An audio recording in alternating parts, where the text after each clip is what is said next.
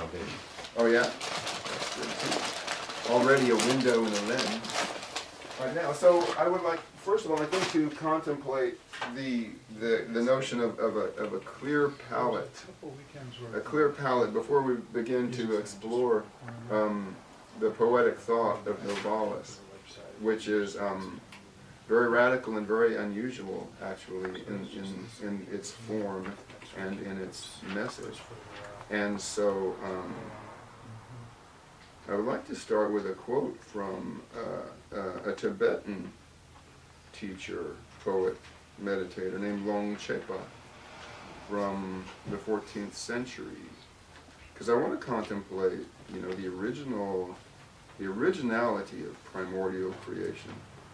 You know, I use the metaphor of the blank slate. It could also be like the empty palette before you begin to add all these elements of thought, you know, which we will be doing. But so this is Longchepa. This is his poem/prayer.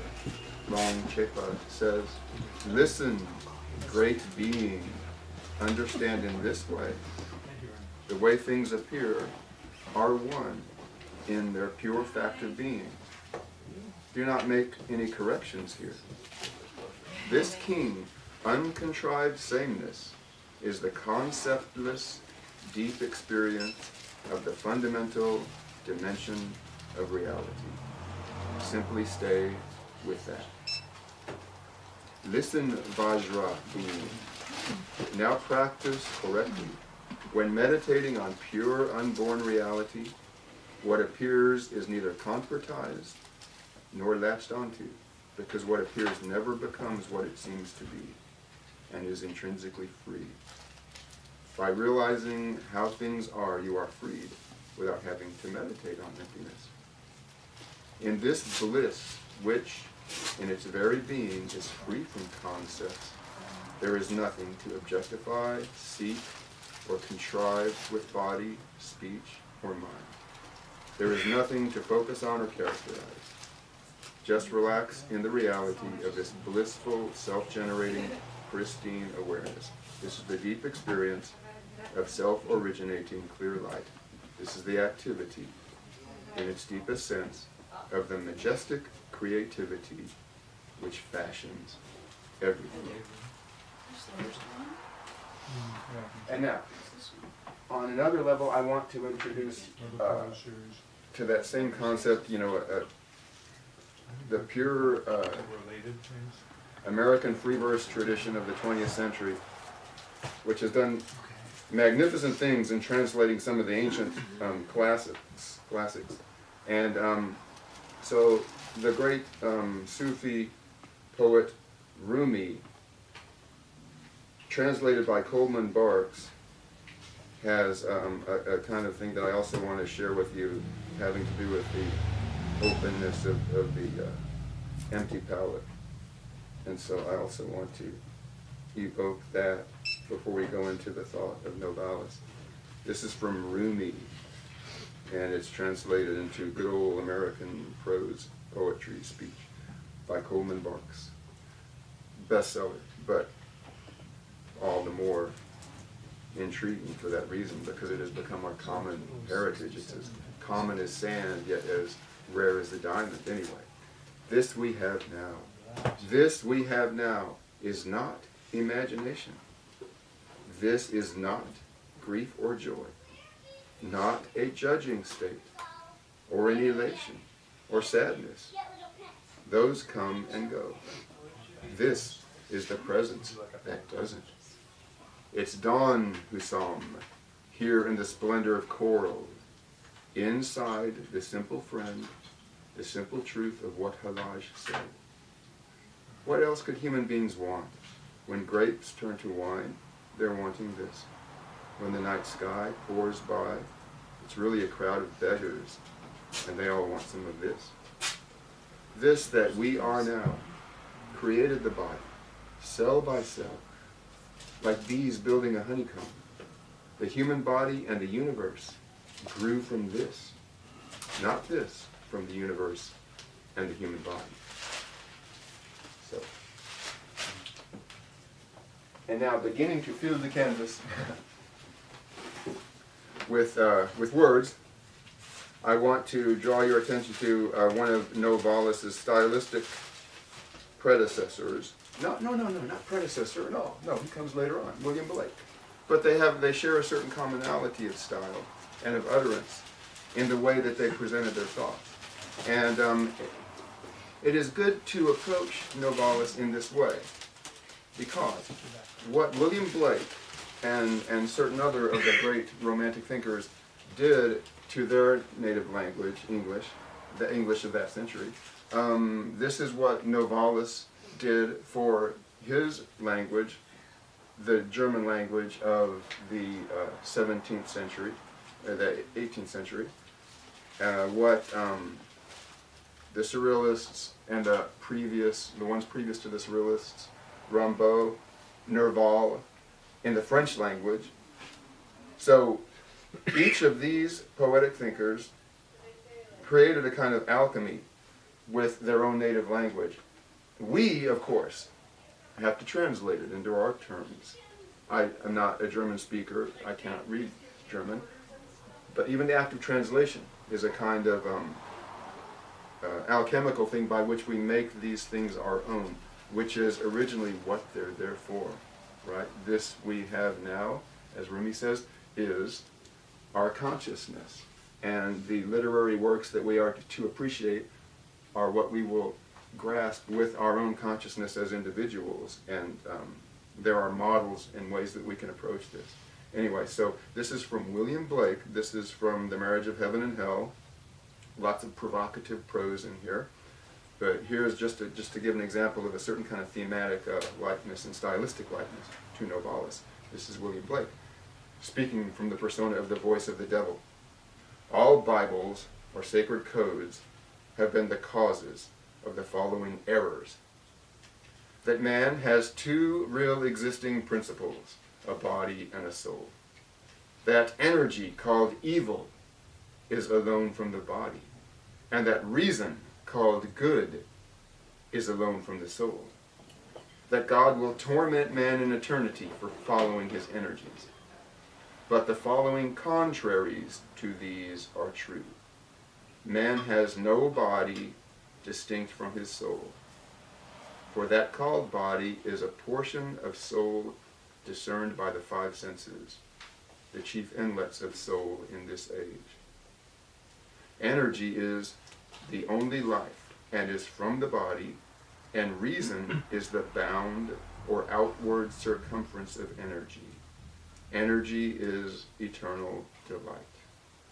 So, references to Bible, sacred codes, references to devil, inferring references to God, references to body, soul, energy, evil, inferring good, eternity, contraries. All these things are introduced because they give us a sense of a moving kind of thought, an axial kind of view of language, an axial in the sense that, like the mythical concept from the Scandinavian myths of the world tree, Yggdrasil, whose roots are in heaven, and whose upper branches are in heaven and whose roots are in hell. There is this structure, this structural basis of language and all human expression, or at least of human expression with language as its most characteristic manifestation.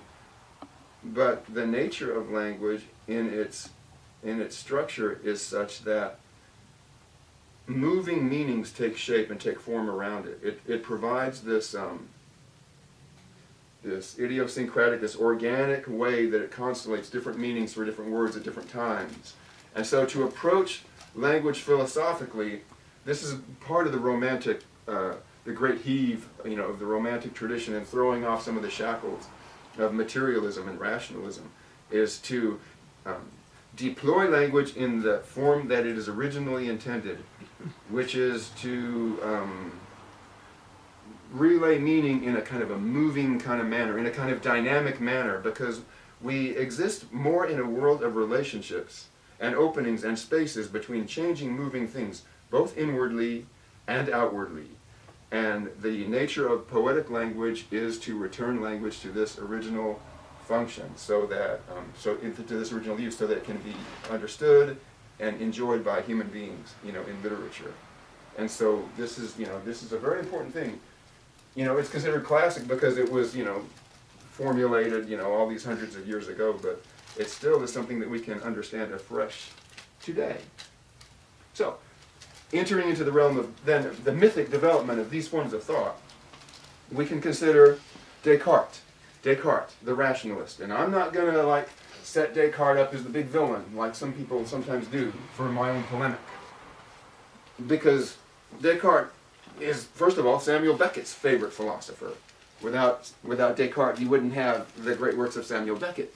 But in another sense, Descartes has the persona of the original rationalist, the one who nailed matter down to make matter dead, right? In the melodrama, he's the one who uttered the famous utterance, because it's understood poetically, because this utterance creates a world of rationalism. But the utterance is, I think, therefore I am. Cogito, ergo sum. Right? Descartes laid the foundations for rationalism, or solidified the foundations, or crystallized the foundations, when he formulated as a crux and an underpinning of his philosophy that there are basically, two substances. There is, or two entities, or two elements to his philosophy. There is thinking substance, or consciousness, which has no extension in space. And then there is substance, which has extension in space, but no consciousness. You know what I mean? So, the material, the out there, has no consciousness. The consciousness that exists is here in the thinking subject. The original dichotomy between subject and object, which became such a formulative principle. But even then, you can look at Descartes' genesis, at the genesis of his thought, and you can examine, some of its less rational underpinnings. Supposedly, while he was midwifing these thoughts into consciousness, so to speak, through the crucible of his own thinking self, as he became close to his formulation, he had this series of dreams. And one night, the next day, the ideas were clearer to him, and he formulated his philosophy. But the night before, according to the legend, he had these dreams. 3 dreams. One dream was he was walking down a road, but he was walking in such a way that his left side was all scrunched up and constricted, and yet he was still walking down the road, and this disturbed him, and then he woke up, and he was kind of agitated, but then he fell asleep again. And then in this little dream, he had a dream that there were sparks flying around the room, a room full of sparks flying around. And he woke up and he was disturbed, and it took him a long time to go to sleep again. And when he slept for the 3rd time, strange, he dreamt of a book on a table. It was the dictionary, and the dictionary moved from I think it was the dictionary, maybe it was a book of words. The book on the table moved to the other side of the table inexplicably. And then he looked at the book again the 2nd time, and the book had fewer words in it. So this was the 3rd dream before he came with his rational formulation of, I think, therefore I am. There is consciousness without materiality, and that which is material and has extension in space has no consciousness. Thus, in a certain way, laying the foundation for a sense of an outer world of deadness and an inner world of cogitation, But how odd it is that before he says this, he dreams of a book with words in it that are disappearing. So, could it be, that you could look at this as a metaphor or a parable for the deprivation of meaning that occurs when we limit ourselves in our understanding to what can be materially proven or rationally proven? Or as William Blake puts it in one of his aphorisms. Man is led to believe a lie when he sees with, but not through the eye.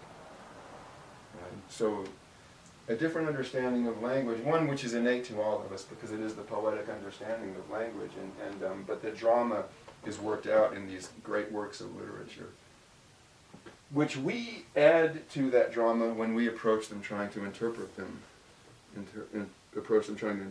for ourselves.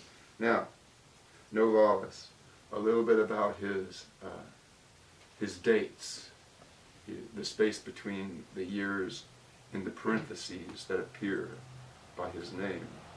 He was born in, 1772, and he died in 1801, so he didn't live all that long. He was consumptive. It was the tuberculosis, just like Keats, whom, he might remind us of, sort of. He was 29 when he died. He was born there in Germany. His name, what was it now? Frederick von Hardenberg? Funny, I have to look, I don't want to tell you no lie.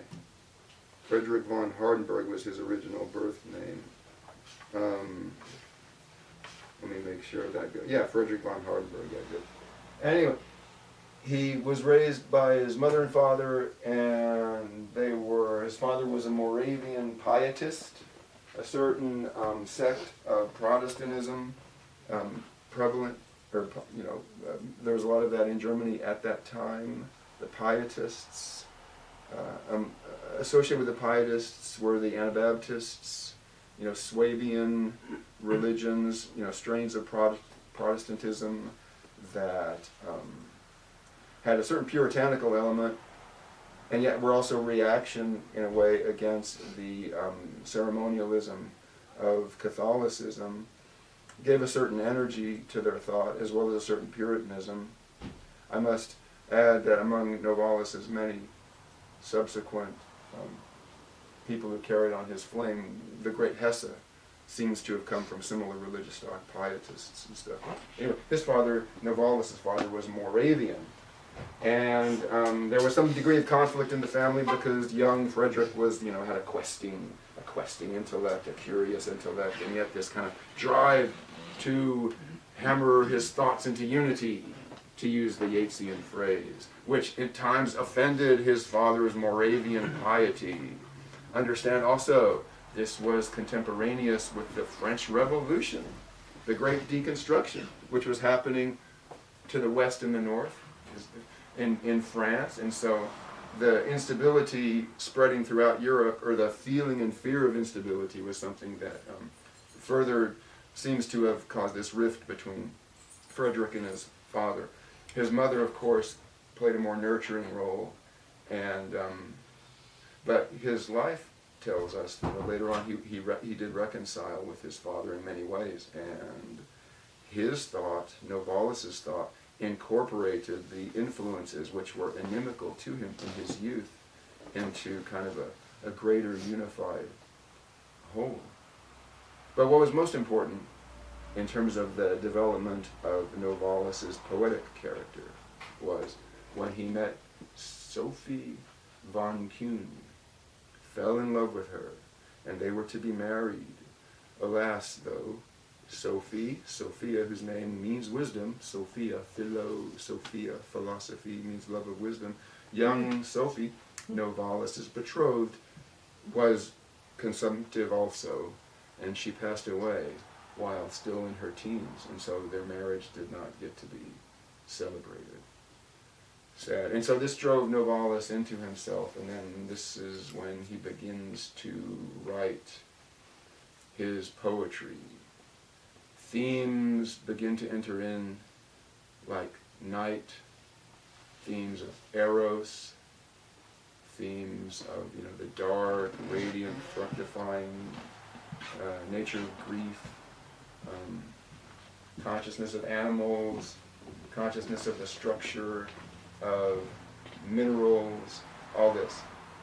He chose for his pen name Novalis. Well, it seems to be Latin, Novalis. Novalis. vale. I'm not sure, it's not vale, it's valley. It means, actually for him, it meant new valley. He wanted to suggest a newly plowed field, for his name. A newly plowed field, Novalis, new valley, newly plowed field. A central metaphor for him, of course, as is the New Testament, is the seed that falls into the soil. As it says in the New Testament, the seed that falls to the ground and dies will live and bear much fruit. Such a contradictory statement containing so much magical energies. How can a seed both live and die? And so his form, poetry, 2 novels, which are unusual novels, but they're prototypes of many kinds of novels which came later. Among them, of course, I mentioned Hesse's book Journey to the East, and a lot of Hesse's books kind of are very akin to Novalis's, the structure of Novalis's 2 novels, Henry von Osterdingen and The Novices at Sais. And these are 2 novels of formation, novels of interior formation, novels of a character who sets out on a journey of either learning or actually a journey over actual physical roads.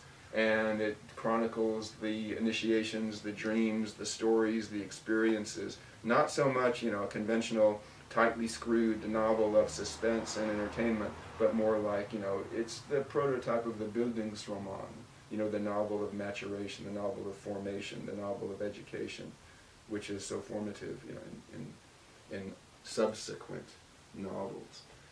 There's that. So these 2 novels, the poetry, because he didn't live all that long, his output is in one sense slim, but yet all the richer for that, kind of paradoxical, but also, and one that is very intriguing, the form of many aphorisms and sayings and proverbs and stories within stories, imbued with the spirit of myth.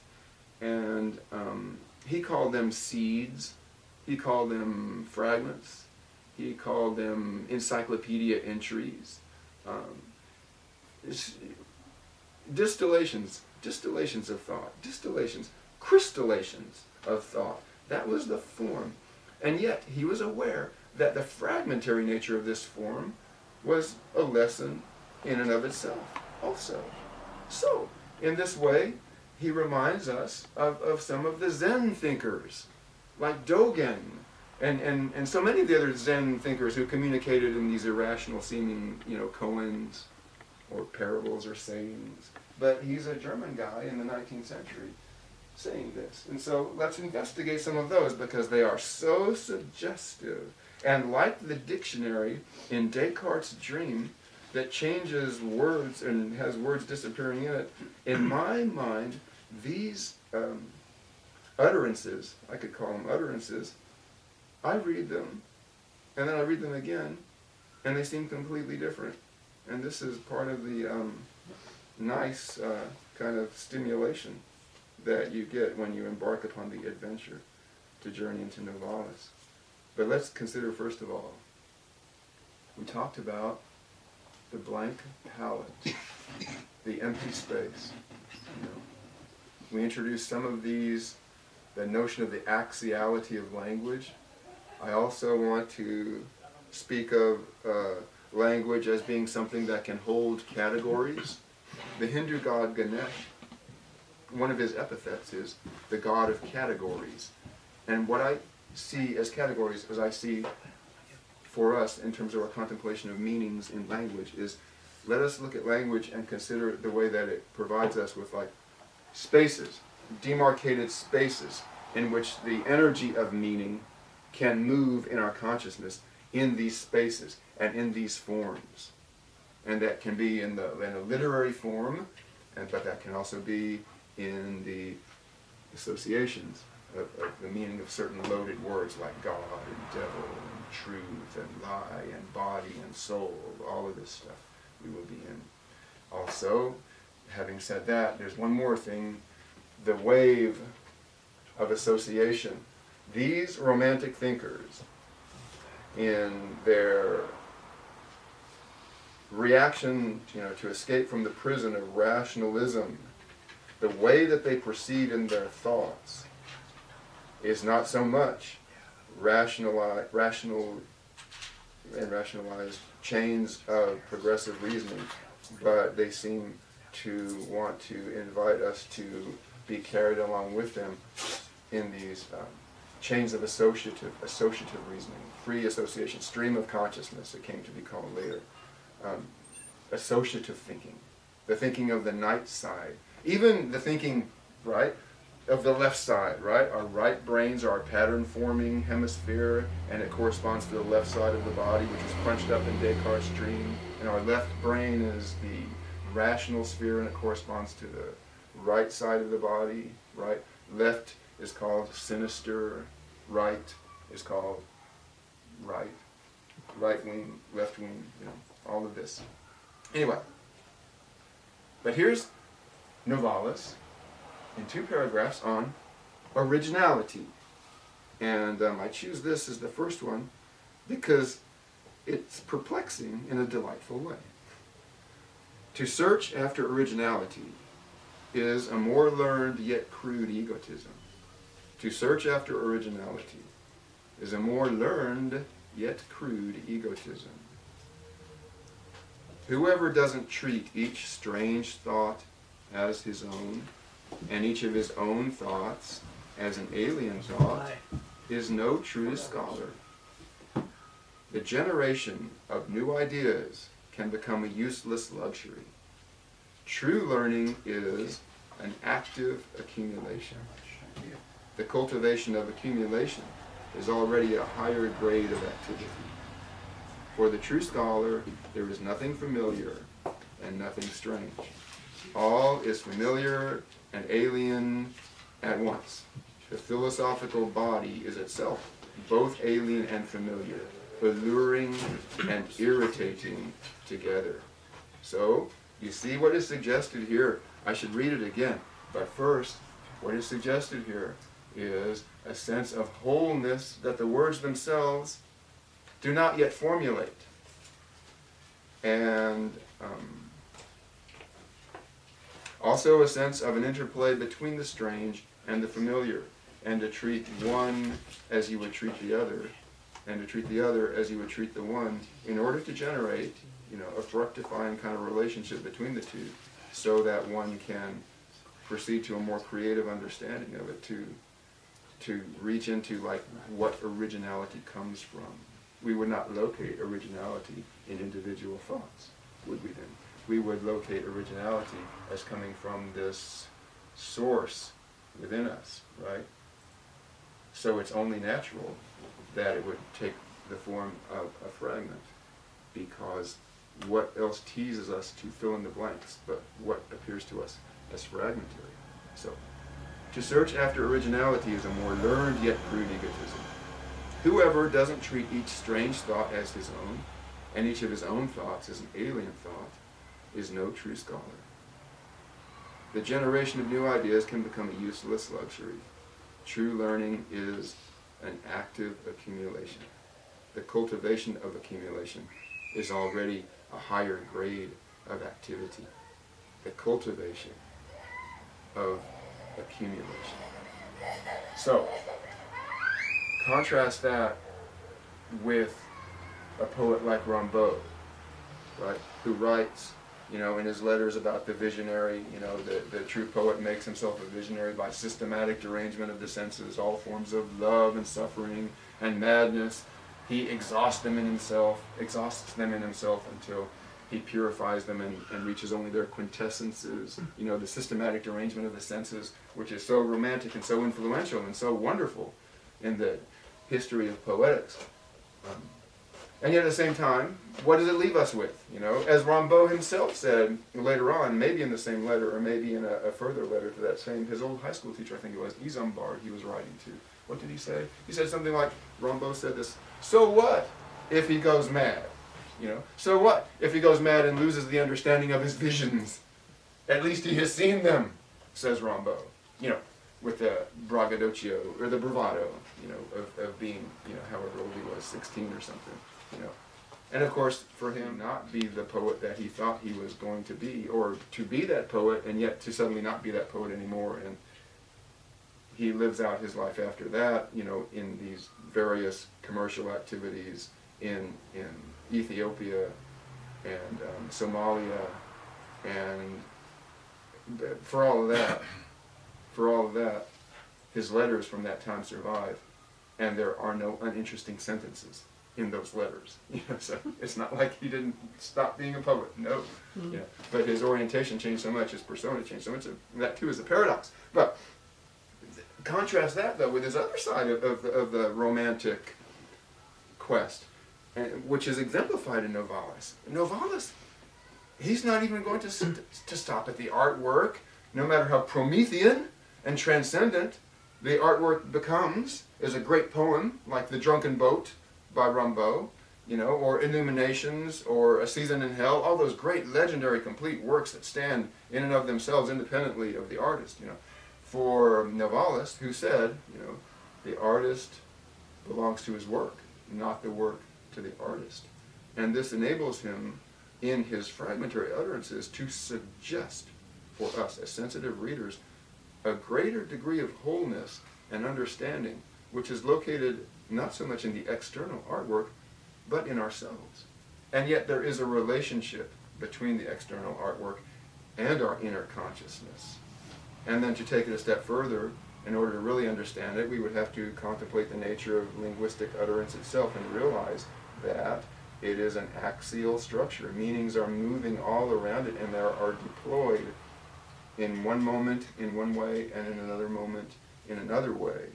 And that originality, even, that idea that we all love so much, originality, what could be more sublime, than to be original?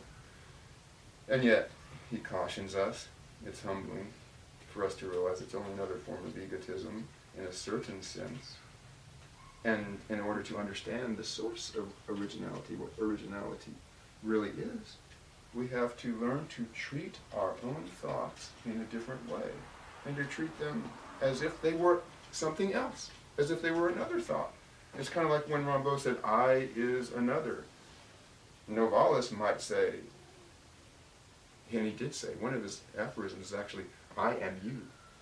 Novalis says that in here somewhere. I don't need to find it because I remember it. And after all, if Novalis is me, and Novalis is you, well then who for heaven's sake are we? Right? So that's like Nasruddin, the Sufi trickster figure, Mullah Nasruddin, who forgets who he is one day after waking up from a nap, runs up and down the street trying to find out who he is. But he's in a new town that he's not native to this town, so he can't see anything he recognizes. He knocks on the door of the carpenter's shop.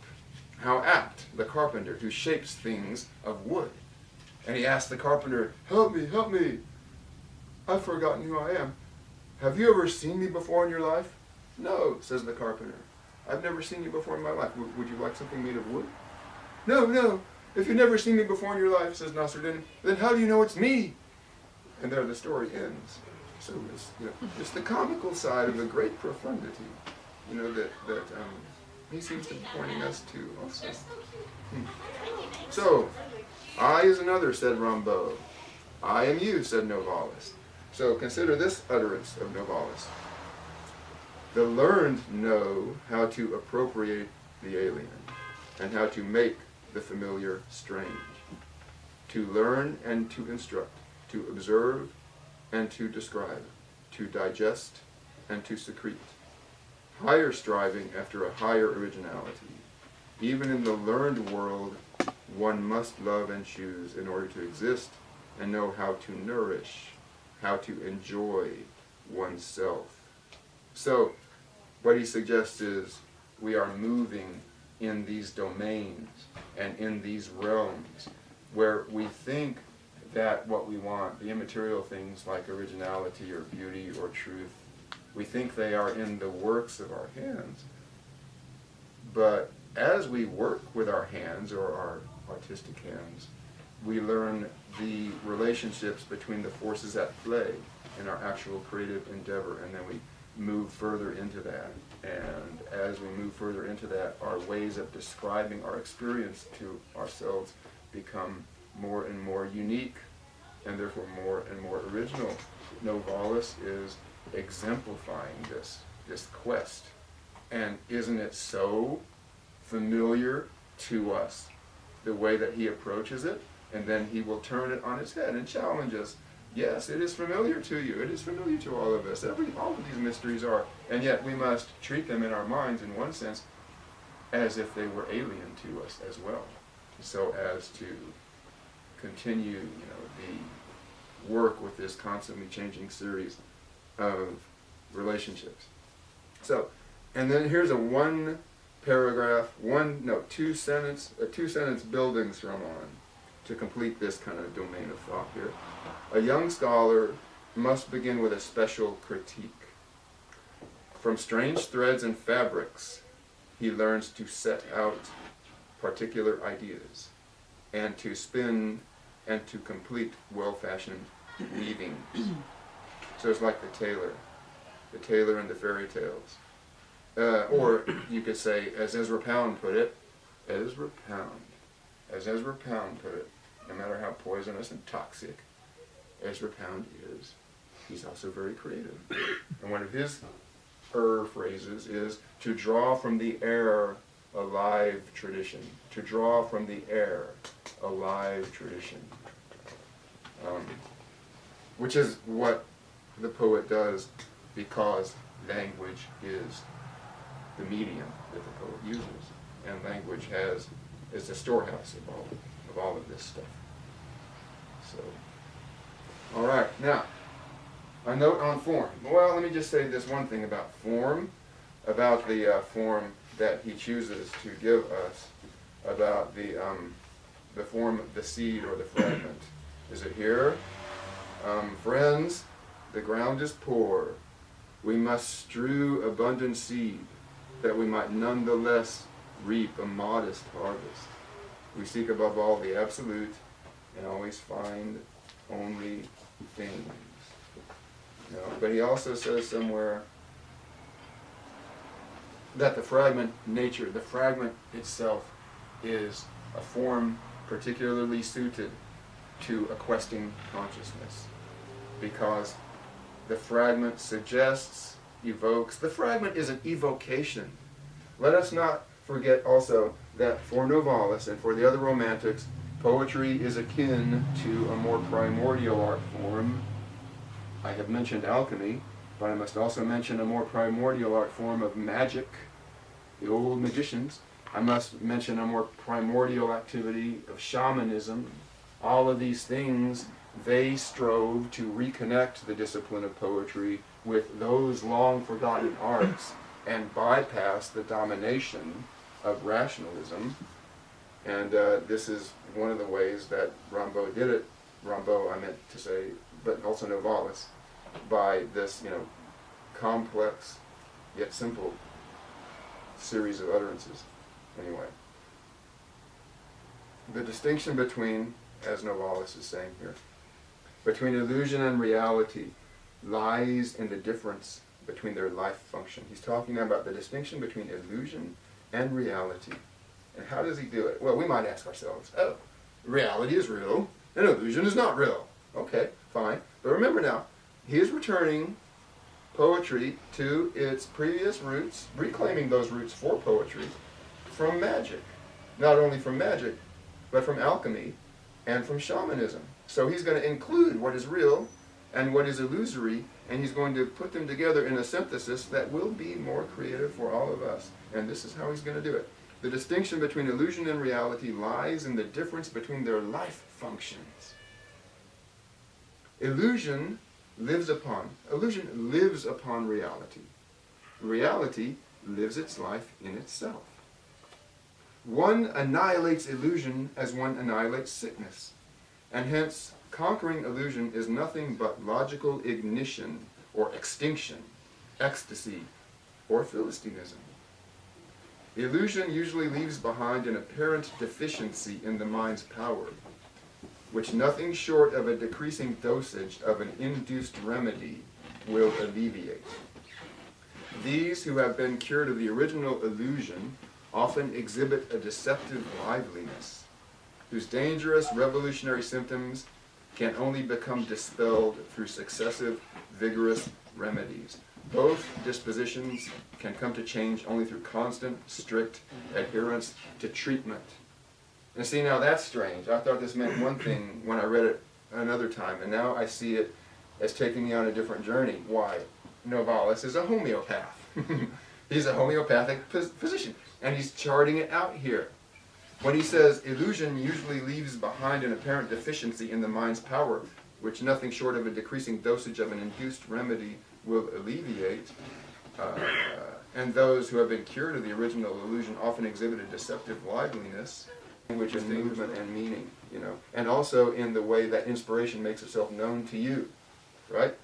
Oh, let's bring in the old notion so important of the divine madness of poetry, that Plato speaks of, the divine madness, the divine mead brewed from the blood of Kvasir, the ancient Norse sage who drank the spit of the gods when the Aesir and the Wanes, two divine groups of beings, made their peace with each other. They each spit into a jar. And Kvasir he didn't drink it, he was fashioned from it. The gods took clay, and they took their own spit, and they fashioned a being named Kvasir.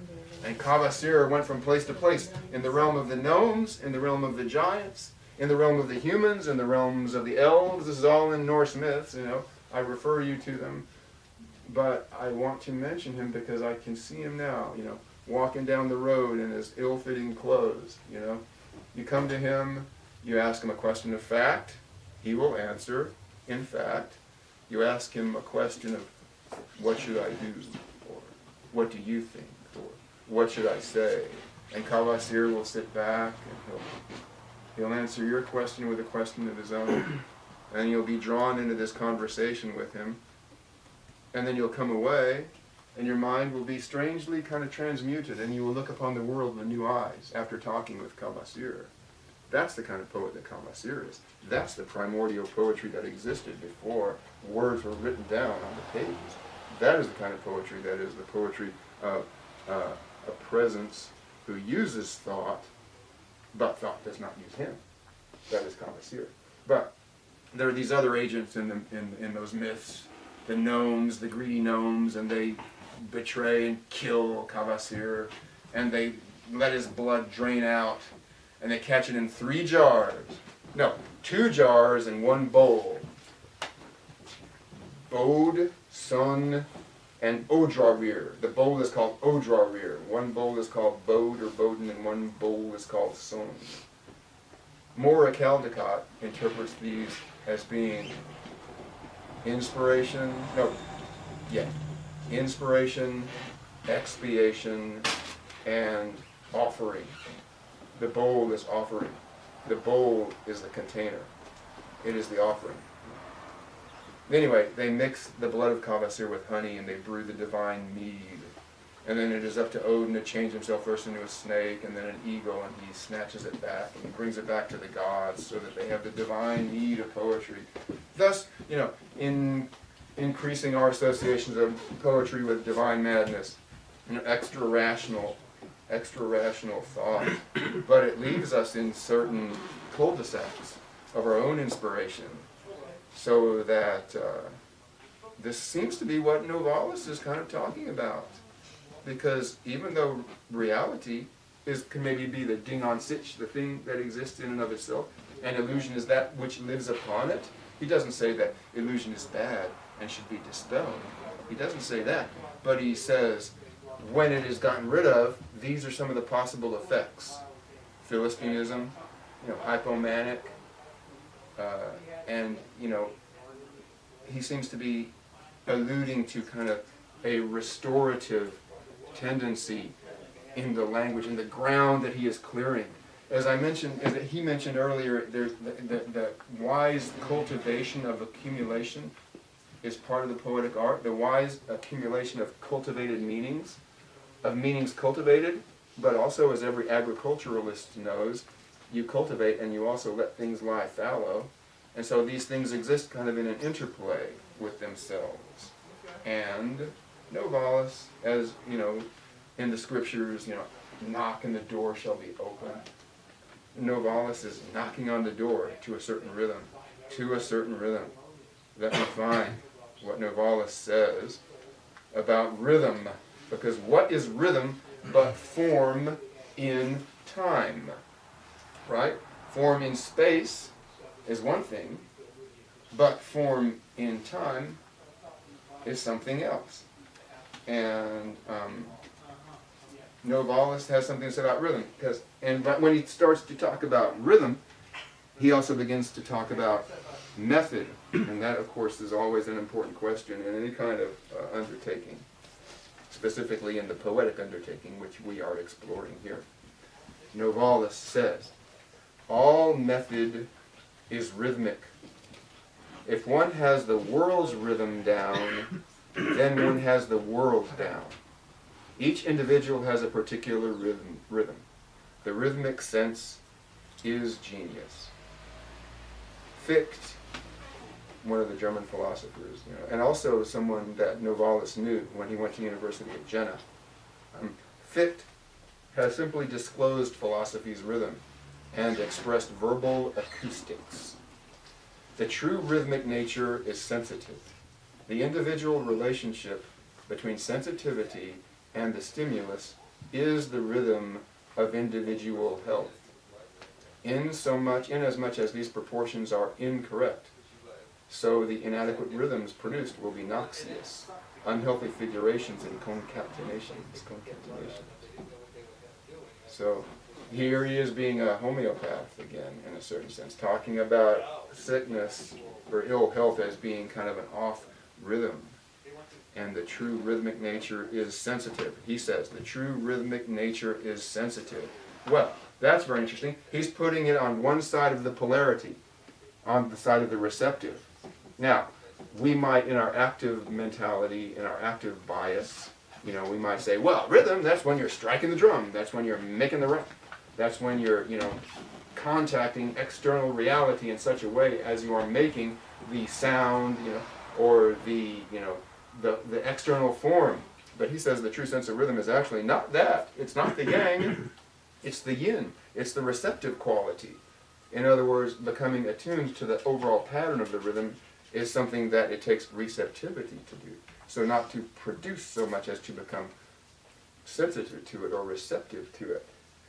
Which suddenly, this gives us a lesson, in a higher form of literary criticism. Then we talk about inspired creation, but let us also consider inspired reception.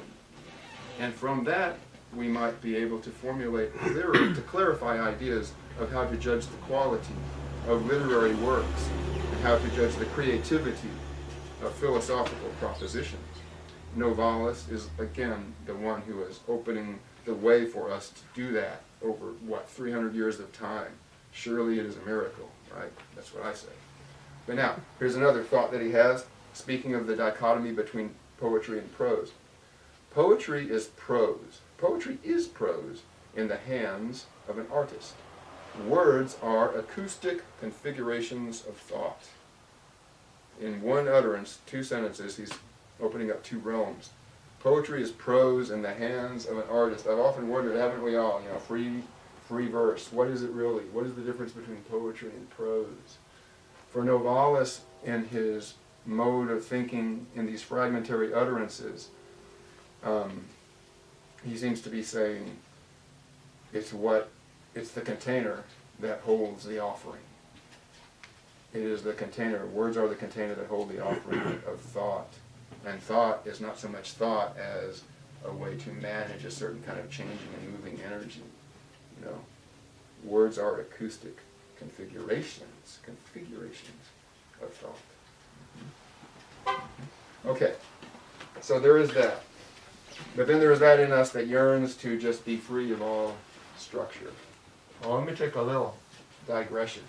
But I want to hold that thought. There is that in us which yearns to be free of structure. Okay, good. I'm going to put it right there. Maybe it'll still be there when I come back to it. Oh, but I doubt it. You know, that's how it is. So, Novalis. What do I want to tell you? Novalis was also a great, one of his forms was the form of storytelling. Stories within stories, and that's important too. But before I do that, I want to do one of his lyric poems. He says the lyric, the epic, and the dramatic, all poems are all of these, but when one predominates in one poem, I suggest when they predominate in one line of a poem, then the poem can be considered lyric or dramatic or epic. You know. But it's a triad of forms that define genre. All questions of genre, I want to theorize. I have an addiction to theorization. And coffee. All forms of genre are questions of managing triadic energies, so that you can't speak of this work of art is a poem or that work of art is a landscape. You have to think of what three elements are there, you know, and which one has predominant in this certain way that I'm looking at it. And I think that could be a fruitful way. Or maybe it's not. Maybe it's just a way of making the familiar strange. But then I thought Novalis wants me to do that. So I don't know. Sometimes I can't please my masters. Or maybe it's okay. Anyway, so speaking of empty patterns and living patterns, this is what he's going to draw the distinction here. This is a poem by Novalis, a lyric poem. When geometric diagrams and digits are no longer the keys to living things, when people go about singing or kissing, when people who go about singing or kissing know deeper things than the great scholars, when society is returned once more to unimprisoned life and to the universe, and when light and darkness mate once more and make something entirely transparent, and people see in poems and fairy tales the true history of the world writings, he distinguishes between the green apocalypse, the utopian apocalypse, and I think he talks about the white apocalypse. If he's not talking about it, then I am now. But then I would think that the white apocalypse is the apokatastasis, the sudden simultaneous transmutation of evil energies into good energies. That would be kind of like a spiritual inner kind of like flash. Or in the book of Revelations, it talks about when the contents of all hearts are revealed, which doesn't necessarily have to be visible on the material plane. And then, of course, the red apocalypse, and that's, you know, Ragnarok. That's Götterdämmerung. That's the whole thing coming down. That's Trump. No. Trump, well, the trumps of the apocalypse. The trumpets, right? But every time we talk about Trump, we reinforce his brand. You know, so, but even then, that's the poetics of evil. That's the poetics of, what's the word? Obscuration. And there is as much confusion in everything that we say as there is illumination, always. So I said Trump. I didn't mean to, but I did. You know, oh well. But let me read this again so as to kind of like, this is like taking a bath after saying that.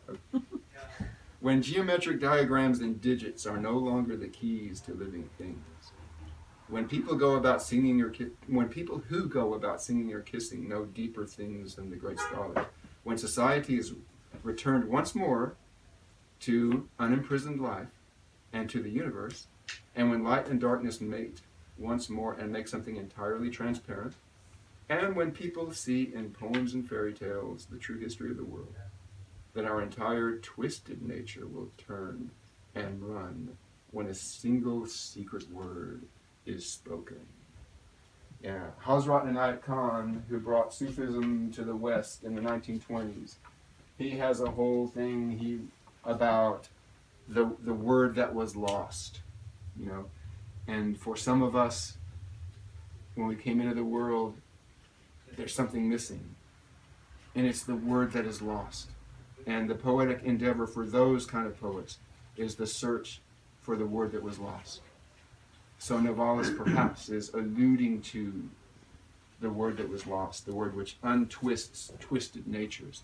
And it's also interesting that he uses the word twist and describes a twisted nature, because that brings us back also to the axial nature of language, the idea that these meanings flow and turn around an axis like a tree.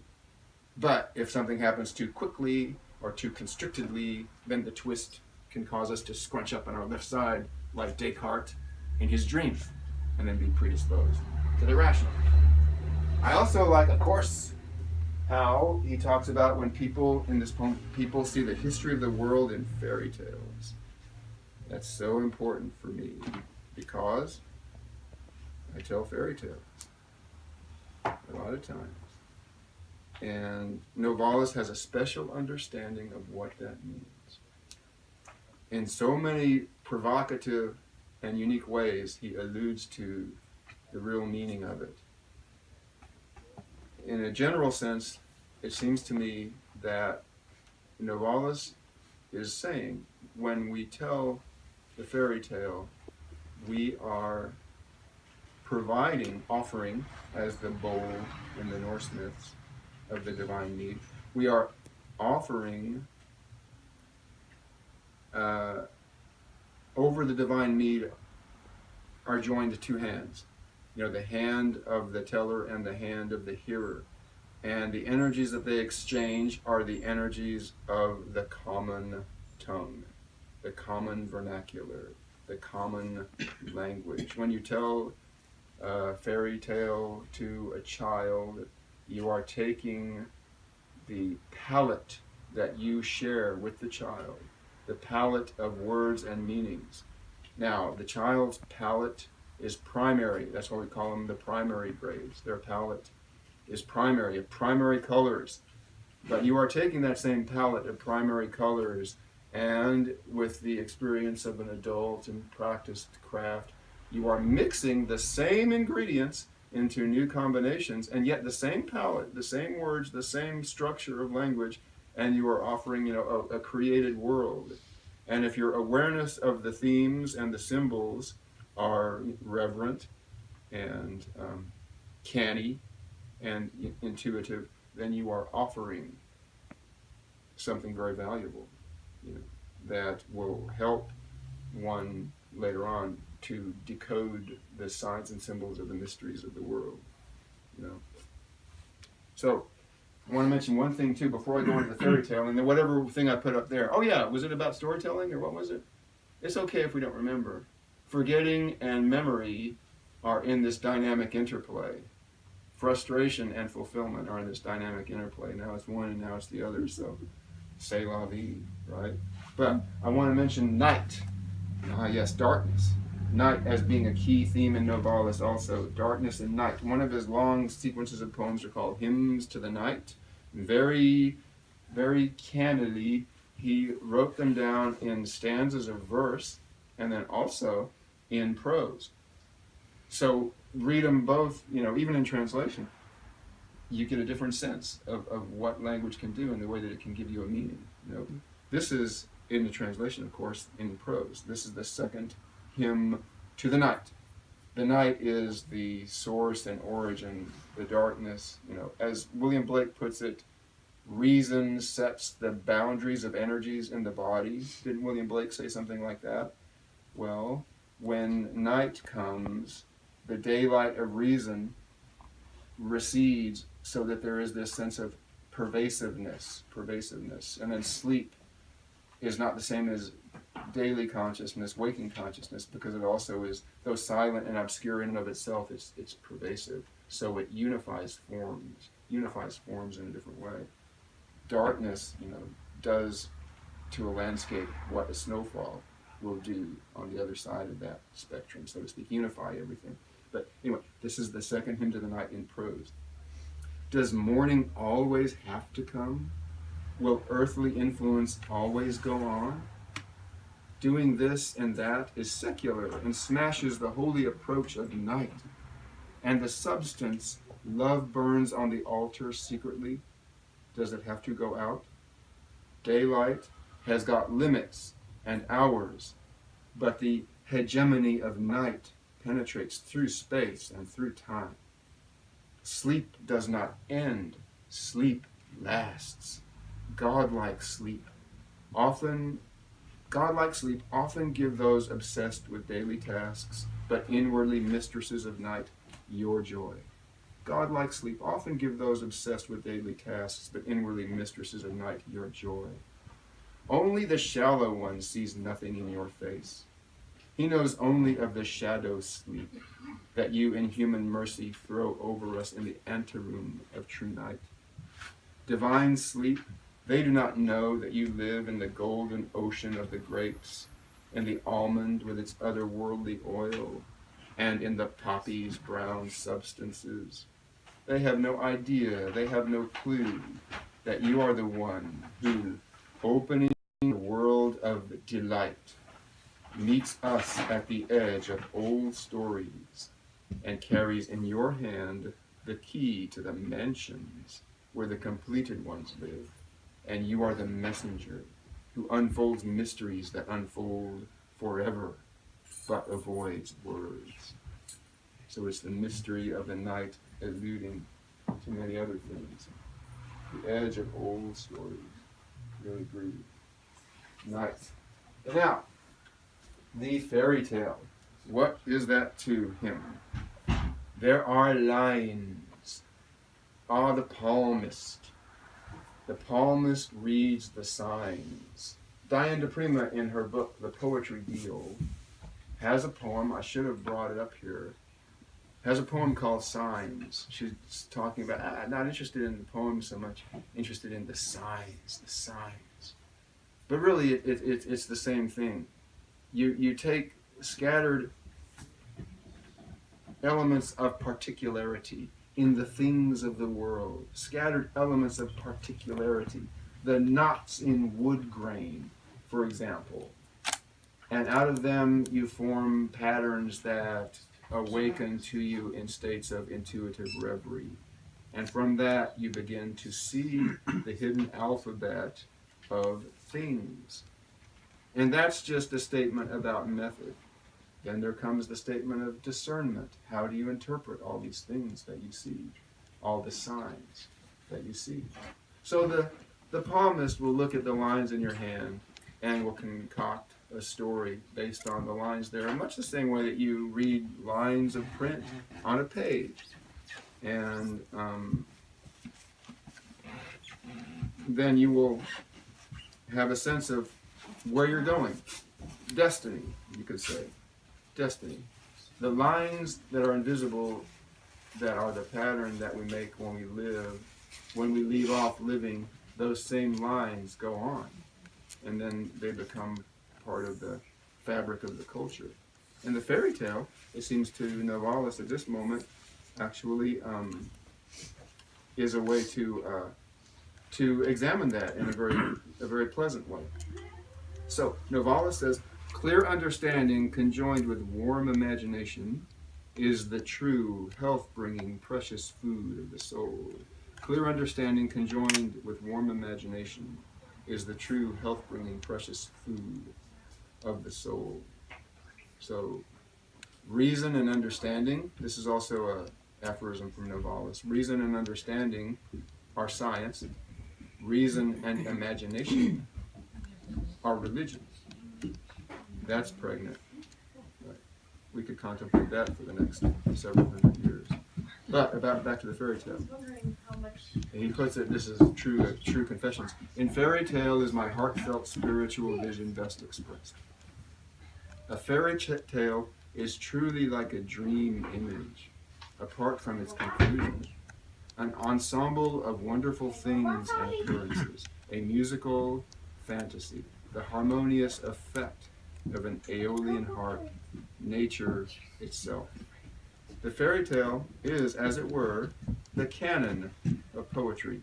Everything poetic must be fairy-like. The poet prays to chance.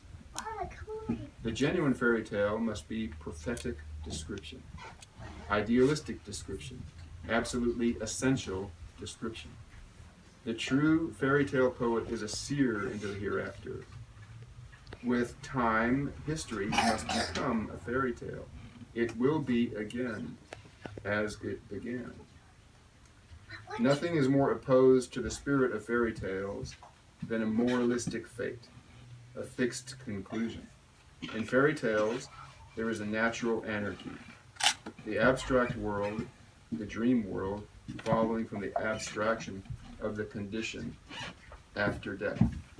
So that's like the lines in the palm going on after the hand is closed. But the pattern still goes on, just in a more abstract realm. So, and then just this. Poetry is the youth below those who know.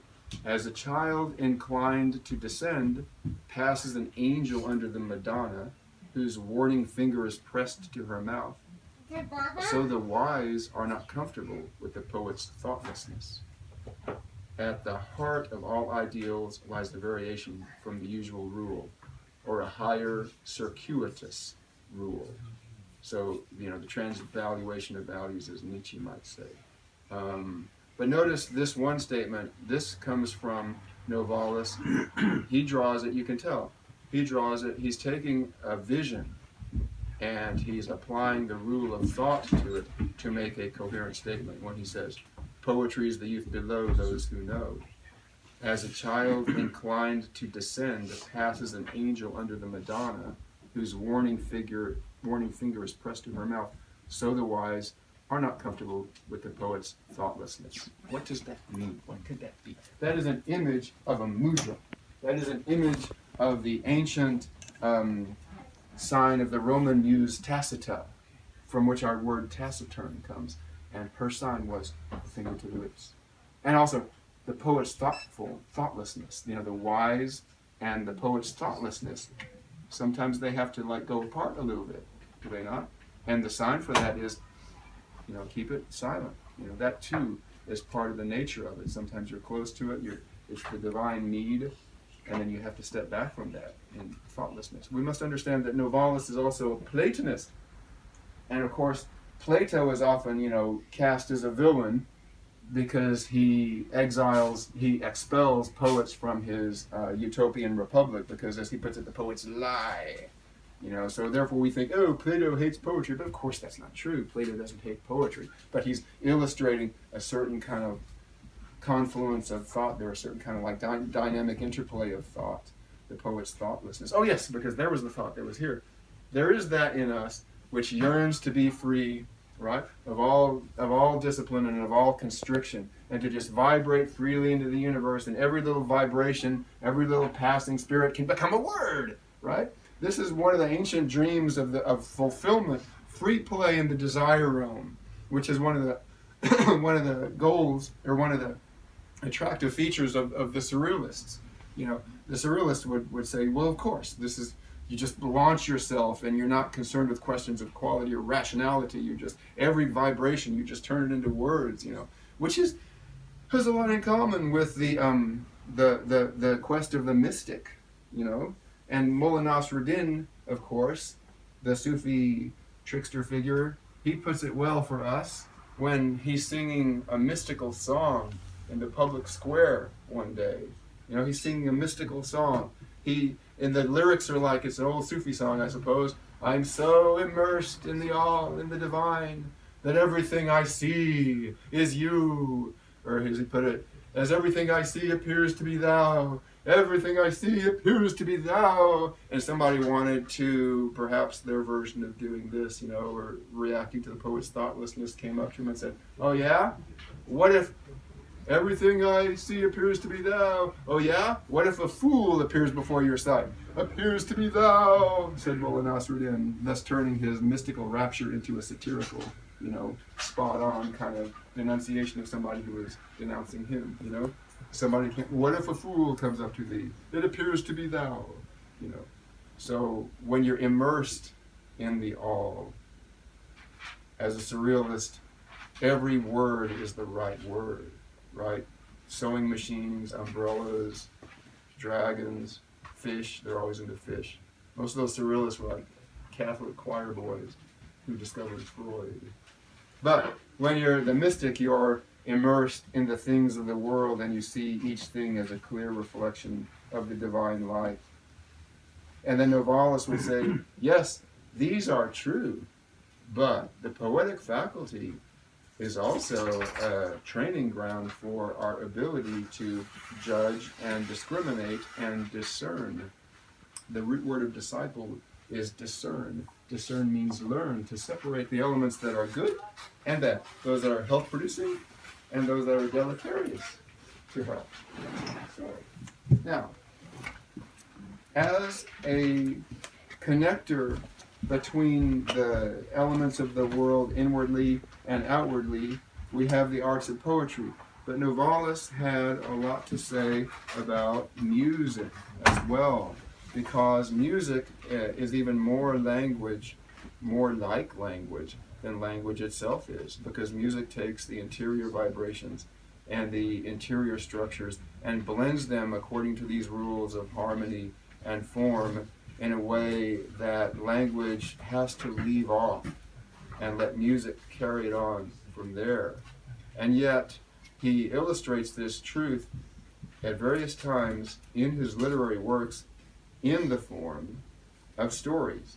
So, in the form of stories, oftentimes of minstrels and those who deploy sound in this way that it is creative in the form of music.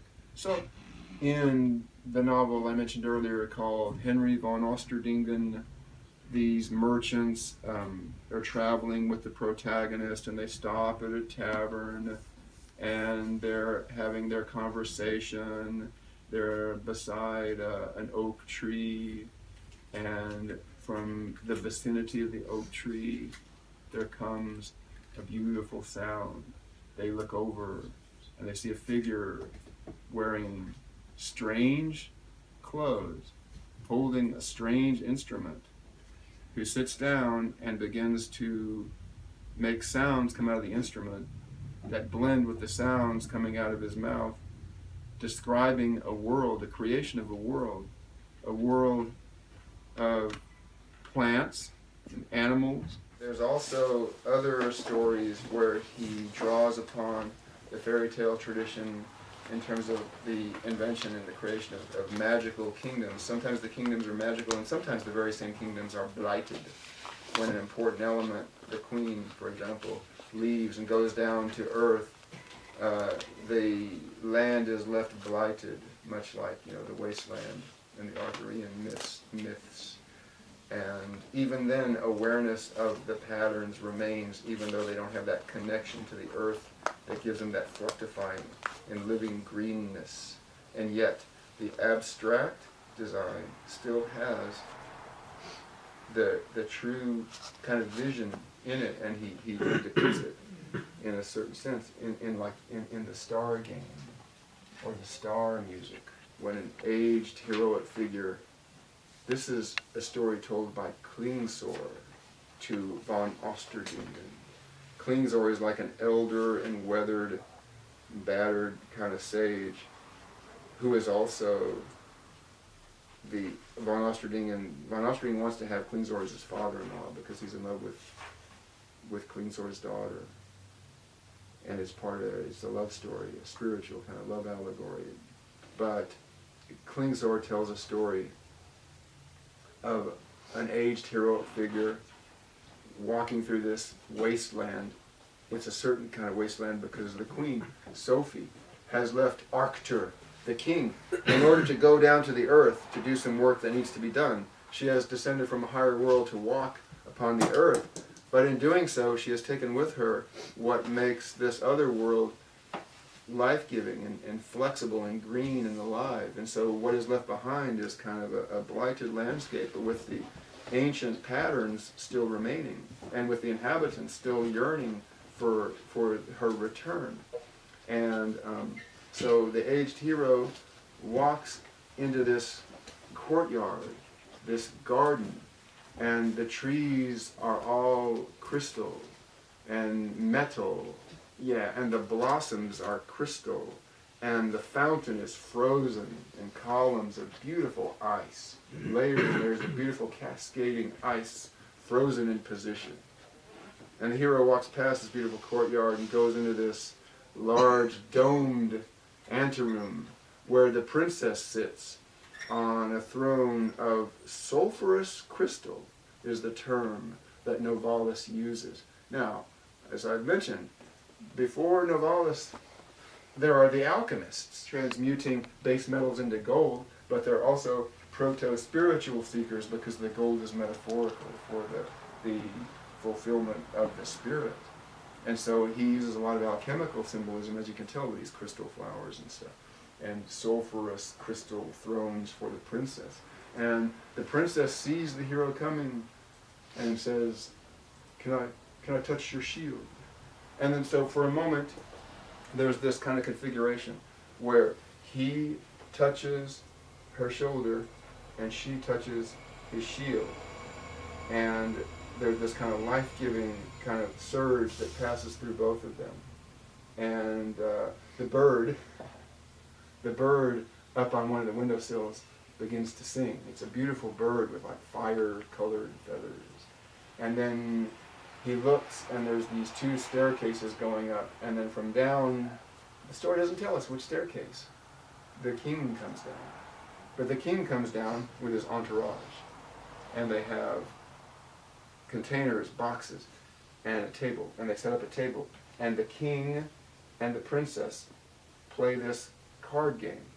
This complicated card game. And sometimes they hold the cards and then they play them as if they're making like, an urgent kind of move to kind of win their hand.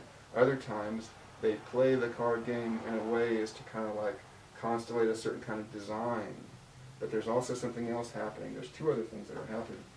One thing is the spirits of the stars have come down through the dome of the roof. The spirits of the stars. So they're like smaller stars in miniature. And they group and they constellate themselves in all these arrangements which somehow mirror the arrangements of the card game that they are playing. Very dreamlike. It's relayed. I cannot approximate how it flows on the page. I'm kind of just paraphrasing the actual scene. And the other thing that's happening is there seems to be the music is the intermediary between the movements of the stars, the constellations, the labyrinths of the stars, and the hands, the symbols, and the deployments of the card game that they are playing. So the stars go through this kind of labyrinthian, complicated dance which mirrors the way that the cards are being laid out. And in one moment they're lined up in columns, the next moment they're a kind of scattering of different circles and diagrams and designs, and then suddenly they coalesce into one great overall fantastic harmonious design. And the whole time this beautiful music is being played. And then for some reason, like in a dream, as he puts it, it is the logic of the dream, in a way much less arbitrary than the surrealists have done the logic of the dream, much less arbitrary, because it's a more inclusive cosmic pattern. It is the language of the night. It is the logic of the night. It is the logic of the dream, but it is a logic. It is not illogical, though it is on a polarity between the logical and the illogical. And at a certain point, not arbitrarily, but just like how a dream suddenly changes, the king says to the hero, "Iron," he calls him Iron. I don't know if he's calling the sword Iron. "Iron, give me your sword." No, he says, "Iron, throw your sword out the window." So, is the hero named Iron, or is the king referring to iron as the sword? I do not know. But he gets up, he takes the sword, handle up, point down, and he throws it out the window, and it goes out over the town and over the river around the town, all the way to the encircling mountains, and then it becomes like this comet cascading in all of these stars and a shower of sparks. And then the story ends, you see. So it leaves us with that kind of suggestive, evocation of night vision or of night wisdom. Now, I just want to do some scattered things to kind of like sum up things in the way, the intuitive way that this is probably meant to be conveyed. And yes, I want to. So you decided to join me. I want to. Did I say the thing about rhythmical? Yes, I did. Did I have this part, unending progression? Yes. All right. Well, Longchepa, in the beginning, when we evoked the presence of the empty palette, the blank page, Longchepa says, oh, this moment and you resting in this moment is all creativity, is the source of all creativity. All the other things all around you that come and go, entertain them as you will. Grasp onto them, redefine yourself off of them, then you lose the precious balance, of what is before you, the blank and open empty page, which is the open moment of the creative. And that's so very true. But then here's also, this is happening within the constant change of the play of phenomena. So one way that the poet works with it is offered here by Novalis when he says, the idea of our infinite freedom involves an unending progression from our manifestation in the sensory world. We will not be bound by this singular manifestation in our earthly bodies upon this planet. Right? The idea of our infinite freedom involves an unending progression from our manifestation in the sensory world. We will not be bound by this singular manifestation in our earthly bodies upon this planet. And isn't that always true? Our cells are constantly sloughing themselves off and regenerating themselves. Everything is change, as Heraclitus and everyone has said. But this involves then, to take this into account, Novalis says, okay, he domesticates it for us. He says, yes, that is true, but let us take this other aspect of it and see how it reconfigures the polarities that we usually guide ourselves by. He says, when the spirit perishes, it becomes human. Let me just say, this is Platonic. To the Platonists, the Neoplatonists, the mystical Platonists, we, born into bodies, did so by descending from another higher world. And being born is a process of forgetting the origin that we came from, of truth and beauty. So this is when he says, when Novalis says, when the spirit perishes, it becomes human. When the human perishes, it becomes spirit, the reciprocity. Death frees the spirit, death frees the human. What corresponds to the human existence hereafter? The daemonic, or the existence of the genius, to whom the body is that which the soul is to us. So there is this other entity, our genius, our daemon. For us, our soul is our soul. But for that daemon, the soul is our body. So that brings us back to that elusive interplay that William Blake also was talking about. And it also shows, it is a process of reciprocity of polarities. There is this flux and this change happening, but there is a discernible pattern in it, in this, this balancing out of reciprocities. And our art, and isn't it a miracle, our art, our language is there for us to track that and to make some creative understanding of that.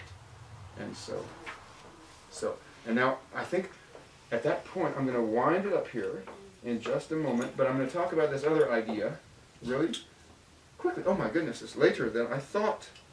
But I do want to tell you this. It's just one final thing, the notion of translation. He has three notions of translation.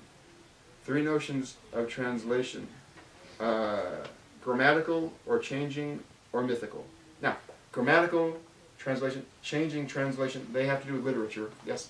But the mythical translation, I just want to say some little thing about the mythical translation, because I think that is the epitome of the transformations of thought that we are living in the realm of, as poets and creative thinkers ourselves. Okay? So, mythic translations are translations in the highest style. They represent clearly the complete character of the individual artworks. They don't give us the actual work, but rather its ideal. Yet there exists, I trust, no whole model thereof. Many critiques and descriptions of artwork affect one in spirit with but brilliant traces of the original. Mythic translation requires a mind in which the poetic spirit and the philosophic spirit have been mastered in their full abundance. Greek mythology is to some extent such a translation of a national religion. what's more, the modern Madonna is such a myth. So I'll just mention that and leave that off. So, I don't know, as Novalis puts it, the work does not belong to the artist belongs to the work. And the work is our life. And Novalis's work is your work and my work too. And we belong to it as artists. And so that larger sense of it, we'll never be able to bound it or put a circumference around it, but we are in it, we are moving in it. So that's the thing that I want to leave you with. And as we come to the point where I thank you for your heroic listening. I thank you for your heroic listening, and I hope that there's something good in all this.